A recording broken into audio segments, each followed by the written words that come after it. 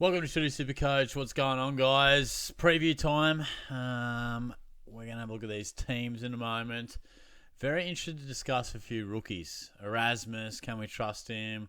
Will he dodge the sub? What's his job security like?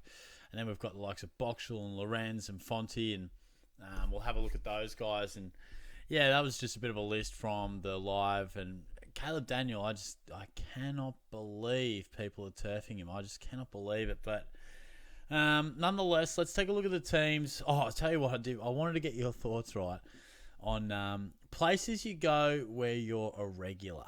Now, I go to the and what sort of a reception you get, right? So I go to the local butcher, get a great reception, right? You know, they walk in, oh, Daniel, what's going on, mate? You know, it's good stuff. I like it. You know, a bit of old school service. You know, it's nice to go to a place where they remember your name. You know, we rate it. You know, you talk a bit of footy, get a couple of Kievs. It's a good time.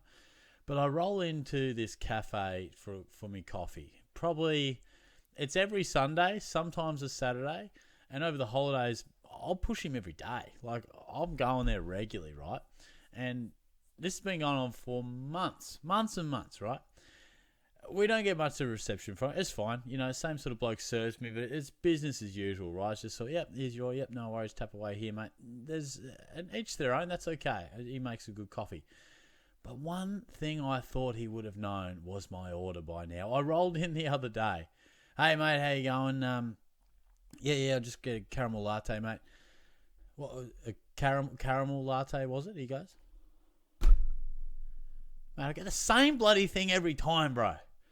Come on, man. And then, because that was the first time it dawned on me, I was like, does this guy not remember my order? Like, oh, I come here on the weekly, mate. I'm one of your regulars. Like, this is not some, you know, super busy cafe, bro. Oh, gosh, couldn't believe it. But where do you go where you're a regular? And does it just keep you going back there? Because I must admit, I'll still go for the coffee, mate. But the butcher, you know, pretty good meat. You know, nothing amazing, but I'll just go there for the vibes. Go there for the vibes, mate. You know, it's good stuff. But let's take a look at these teams. And as always, no surprises, please. I feel like we've had a pretty good run on the teams with no really surprise outs. Let's see what we got. So Filippo does come in and Boxall stays in. So that's, Carroll going out is going to piss a few off. That hurts. Be so intrigued to see. I think we wait a week on Boxall and just see what he does. We've got that extra week up our sleeve, which is fine. Barras is out. I can only assume that was some sort of injury that I missed. Oliver comes back in. Caldwell comes out. Knew Sardis would go. Pisses me off. He's been crap. What a waste of a hold he's been. But Al Hooley comes in. Archer Day Wicks, he's like a 99k rookie, so I wonder if he could give us some opportunities. And then Lewis Hayes there as well, new to the team. Feel like he might also be defender. Yeah, defender as well. So maybe, because we need some rookies. We desperately need some rookies to come through. Treloar out. And Bustlinger out. Wow. So maybe the return didn't go as well as Treloar thought in terms of his body. That's interesting. What else have we got? Christian Moraes comes back in. Oh, and that's Saturday night. Okay, so he's actually in the team. And Lorenz is out. Wow. Okay. So we cross him off. That's interesting. Sin back. All right. Okay. Well, it's nice to get an unexpected one back. McGovern's out. Allen out. So I don't think he's going to be the rookie we had hoped for. Gross comes back in. No Clay Hall. Kind of frustrating for me, but a few people will be hoping Gross can get named in the final squad there. Reese is out. So who's going to ruck for us? What's going to go on there? Who the hell's our ruckman? It would probably just be Blitzers for the whole day, will it? It's interesting. And then, yeah, no real surprises. Obviously, these are extended bench teams. Couple of new faces there. One for North, one for the Lions, and a few new faces as well. I'd really like to see George Stevens get a go. I don't know as much about Polkinghorne, but really like to see Stevens get a go. A bit of a big-bodied mid type of guy. But, yeah, let's go through a few of my sort of thought processes. And I want to start with Neil Erasmus. And, look, he's a guy that I must admit I've warmed to. And I just think with these rookies, it is an absolute lottery. Like, it's a lottery. Who knows what we're going to get from them? So I just feel like we've just got to run the gauntlet and spread the net far and wide. You know, let's pick Erasmus. Let's pick Boxall. Give him a couple of weeks first. But obviously Erasmus is the guy on the bubble. Scored an 80 last time he played. Now, he's a top 10 pick. So he's got talent. Hayden Young goes out. My only concern is O'Driscoll is on the way back relatively soon. But that's not to say that he comes straight back in for Erasmus. O'Driscoll can play wing. So I'm just hoping that if Erasmus dodges the sub, I'm going to bring him in. And I reckon he's got a game to really show himself. And if he can, he could be Elijah Hewitt. You know, the guy that we haven't seen much from, but a talented player, gets his opportunity, takes it, and all of a sudden can be a decent cash cow that we didn't expect. So I've warmed to him. So I think I'm going to look at bringing him in. Like I said, just got to dodge that sub vest. We can take Lorenz off there. Boxall I really liked. He had 39% centre bounce attendance. Filippo coming back, you'd imagine affects him a little bit, but also you'd think they might just ease him back into it.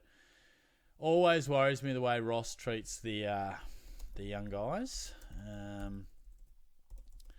But let's wait and see. Now, Fonte I don't know as much about. He is a 20-year-old. So it's not like he's 18-year-old just making his way. He's been around with pick 44, 2023 draft, medium-sized dashing defender. And the waffle played quite well, bit of midfield defence. So this sort of talks to me like a guy who's come through the draft in a bit of a different way. Like he's probably had to work a bit harder. But let's have a look at the lad's stats because he is 160k. So, where are we? What's he done previously? He's obviously had 17 touches, scored a 77, so we like that. Then he's had these games here. So, I must admit, did not know that he played last year. I will admit that. So, yeah, that would suggest that probably doesn't have huge scoring capabilities, but he is very young in his career. I must admit I did not have any idea that he played last year. So I think if you want to bring Boxall in this week, I wouldn't say no to it. I don't mind it. I think we give Erasmus a go because sometimes there's no rhyme or reason to it. We thought Kako would be a great rookie option. He hasn't been that. And then there'll be surprises like Zach Reid. Who would have ever thought Zach Reid could score? So I just think sometimes we've got to give rookies a chance. If they bust, whatever. But if they do well, great. And I think we've got to give a few guys the opportunity. So Boxall I would go early on, but I'm thinking Erasmus. Fonte is probably in the category of I'd prefer to get a second look at him. I'd prefer to get a second look. Bustling is out of sight anyway. Huswaite, yes, he's on the bubble. But of course, he's an inclusion if you don't have him already. I went early on him last week, so you definitely got to get Huswaite in if you don't already. But my trades I'm thinking this week, Zach Merritt's an in for me. Went nuts last week. Didn't change hugely in price because he did have a high break even, but I know the James Jordan tag is there. We'll take a look at Jordan as a tagger in a moment, but I'm just going to go with him. And then we're going to go probably... I think it has to be Sardis, probably, down to... I was probably thinking Moraes before he came in, but yeah, I think it's going to be Sardis down to Erasmus, which I don't love trading a guy and only getting 100k. Kind of annoys me, but I still think Levi's got a small bit of cash to make. He's a good on-field scorer as well. Hewitt, Huswaite, Marek, all guys that have got money to make. Cleary, money to make. Kako would be the other option, but he's playing, so you just got to hope that maybe a random 80s around the corner with a few tackles and a couple of goals. But yeah, I think I'll go Sardis down to Erasmus if he avoids the sub. Now let's go through a few games of James Jordan. Now I think we'll go. What's the best way to do this? Because I just don't know if he's the big bad scary tagger anymore. Let's take a bit of a look here and work out a few things. I remember going to Gather Round and being like, yep, James Jordan, he's going to go straight to Dacos, which he did against Port. he went to Butters for a bit before they dropped the tag. This game, I'm unsure what he did, but we'll have a look at some numbers. And then all the talk was that he went to Lachie Whitfield and he did nothing. So against Dacos, he has 34, and that was a 140 SuperCoach, I think. Against Port, like I said, they went to Butters, dropped the tag. He still goes nuts. I can't remember what he scored, but it was pretty damn good, I think. He hasn't scored poor much. I don't know what job he was assigned for here. Anderson only had 21. I think he actually did tag well in this game. I think Rowbottom, I think they had they did. He had the better of Rowell and or Anderson. I can't remember which one it was, but so he was effective there. But then again against Whitfield, there was no real clamping, like he was on him, but Whitfield still has 28 and tons up. So look, it's just food for thought. I'm not saying, look, probably dodge Jordan if you're looking to put your skipper around there, but in terms of an inclusion, I think merits the play. So my overall thoughts on Gawn, Bont, and Butters. What are we going to do? How are we going to get these guys? Like Bontempelli, he's the best part of 700k. Butters is 700k. And Gawn, I don't think he's there yet, but he will be because he's going bonkers. So I'm never going to talk you out of a trade for bringing one of these guys in. I'd always endorse it. But what I would say is rookies are tough at the moment. Cash gen is tough to find. There's no way we can be spending 700k on multiple blokes. So I reckon if you've got a bit in the bank and you're feeling risky, look, grab 2 of the 3 for sure. But my gut feel is grab 1 at 700k. But let's just wait for them to slip just a little bit. All it takes is one game just to get them down to 650, 640. I know it doesn't seem like much, but as the year goes on, it's tough to find 50 or 60k. It is, and we don't have a stack of rookie options coming through. There's a couple that might bob up, but at the moment, I'm sure you're the same. You're looking at your bench options and you're starting to trade guys out and you're sort of waiting for other guys to go up in price. Then one's dropped and you feel like you're running a bit dry on the rookie ramp. There's not much cash gen going on. I mean, look at this bench on the midfield, stinking it up. So there's not much there. So I just think, all right, you might get the sugar hit in the short term bringing those guys in. Of course, they're going to be good inclusions, of course. But I think sometimes we've got to shop in the discount aisle sometimes and grab Noah Anderson, grab Tom Green, grab Zach Merritt. He's a good price. These guys aren't discounts, don't get me wrong. But Jack Sinclair, good price. Pick up Jordan Clark when he drops in a little bit. Get Shea Bolton when he really bottoms out for your F7 and your M9. It's not bad coverage. So look, just food for thought. I'm not saying go skimp on and avoid some of these real big dogs, but you might just have to balance your team out with some of these other guys who are capable, particularly someone like, even a Dunkley at a nice price. Guys that have the 110 average in them. Okay, they're not your 120 guys, the Bont, the Butters, the Gawns. They're in another world at the moment, but that's the way I'd approach it. Plan it out and see how you go. Caleb Daniel, I can't wrap my head around. Well, I kind of can. Sheasel's gone to the back line and Daniel hasn't scored over 90 in 3 weeks, but he also hasn't scored under 88, so it's not a disaster. Okay, there's definitely a bit of talk that, North are getting frustrated with his defensive abilities and the handball receives have dropped and maybe that's impacting with Sheasel, but what I will say is that this is a bloke who, on the entirety of the season, hasn't gone under 80, is averaging 98 in a forward line where there isn't a stack of options. Yeah, there's some pretty good top 5 or 6 forwards, but goodness me. Look, if we go 2 or 3 more weeks and he still hasn't gone over the ton, yeah, okay, I'll probably think about it then, but 3 just okay weeks, not even bad weeks, just okay ones, absolutely not trading him. Absolutely not. I'm backing him in. He's still taking kick-ins, all right, he's not at his best, but North Melbourne have shown an ability to share good points across 2 half-back flankers. Think Sheasel and Fisher, McKercher and Fisher, Hall and Zeeble. They've got a history of it. He's still taking plenty of kick-ins. That is 2025, so we're not going to get much from that. He's still the main kick-in guy. Yeah, Sheasel's coming. He's taken a few, but it's probably more in general play that they're looking to go through Sheasel. But yeah, I'm happy to stick with him. Absolutely happy to stick with Caleb Daniel for now. Matt Rowell, it's a bit more of a gut feel for that one. He is a bit one-dimensional for me. If he's not dominating around the clearance, I feel like he just finds it hard to get involved in the play, and he can be shut down.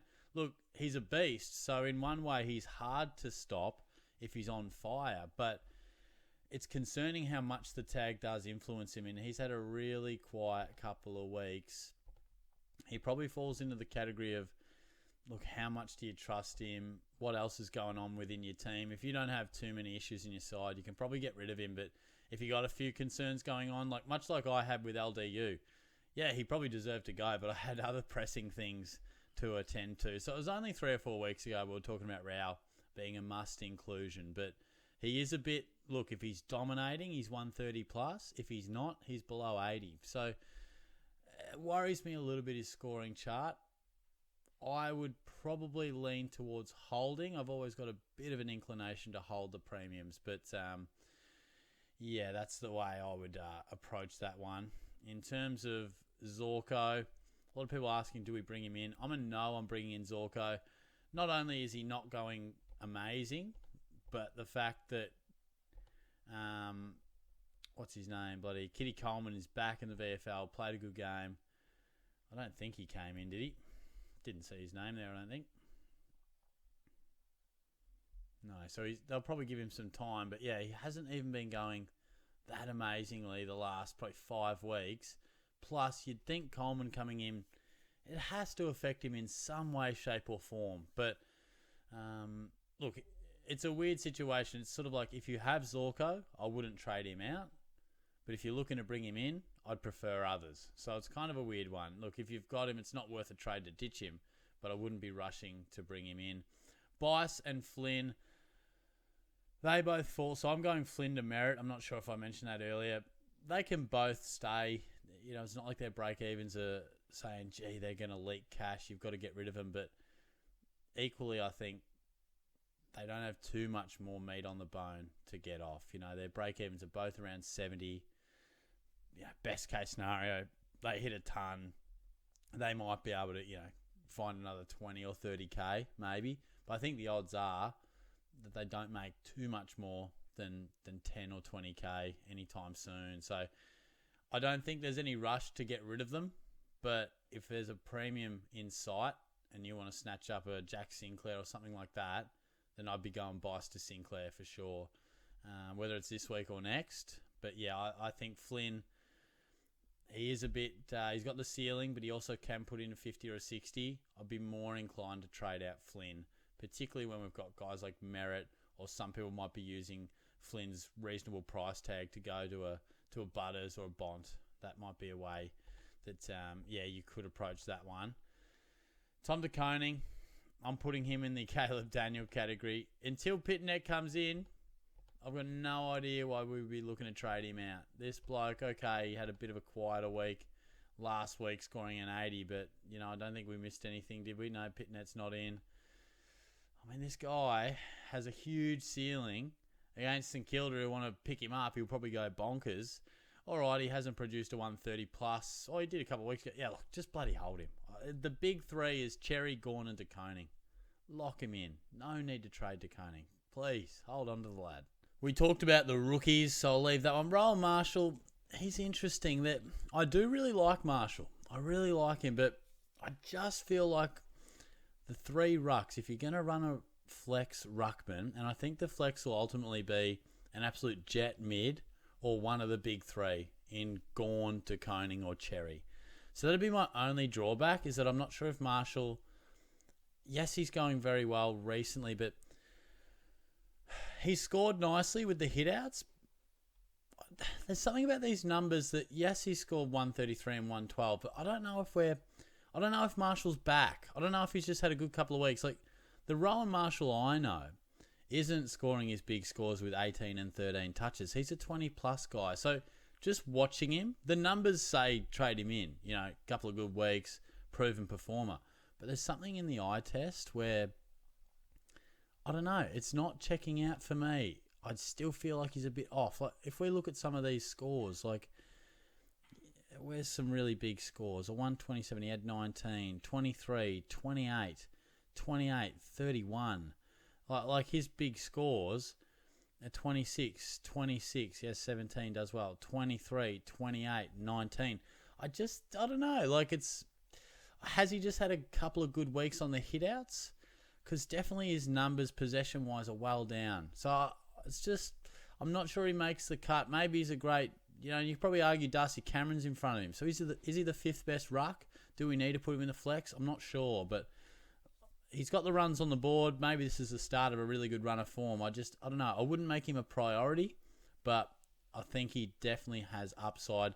In terms of Luke Ryan, I'm a no on Ryan. So, again, he had a good week last week, scoring-wise, but having liked Luke Ryan for a while and really been watching him closely as his price has dropped, big week last week, yes, but it was only a 115. A big 134 and a 115, like, in amongst all these 70s and a 50, like, again, the eye test is not the same Luke Ryan for me. He picked up a lot of easy touches in this 24 possession game, but I just feel like the intercepts aren't there. I'll be interested to see if it actually checks out. So let me see if we can get some averages going. I feel like his intercept game is down. Definitely feel like his intercept mark game is down, but even just, I don't know, he looks like he's chucked on a couple of kegs. He just doesn't seem like the same guy to me. So I wonder if this will back me up here. Come on, back me up here, footy-wise. So, look, the intercepts, it's down one. So, it's one intercept. It's not much, but definitely his possessions or effective possessions in this case is down. Overall, yeah, possessions are down by 4. So, maybe he's just not finding it as much. I do feel like Jordan Clark has taken a bit more of that role in the link up, down, back. But, yeah, I wouldn't rush at him. I'm not going to rule him out that he could bounce back, but I wouldn't rush at it. Zach Merritt, we touched on him. Bailey Dale, I'm a fan of Bailey Dale. He's a guy that looked back last week, so I would look at bringing in Bailey Dale. I would definitely talk him up. But that reels it off for all the questions or the main flavours that you guys talked about in the live. But I think this week's main mantra would be, let's see the teams. Let's see Erasmus if he gets named on field, which I wonder if that'll be... I don't think that'll be out yet. Don't think so. I think we've still got a bit of time. Yeah, so it's not out yet. But yeah. Oh, that's what I was going to show you. So you don't have to follow exactly what Shorty does, but this is sort of what I'll do, because I think it's very easy to get caught up in just this week's trades and then be really left strapped for cash later in the weeks. But this is what I do. I just sort of map out who's going, who's roughly going to peak, and when. And yes, this can change really quickly, but it just gives me a bit of an idea of, like, say this week, I'd probably just go, Flynn to Merritt, I can do it with the cash I have in the bank. I won't worry about a downgrade.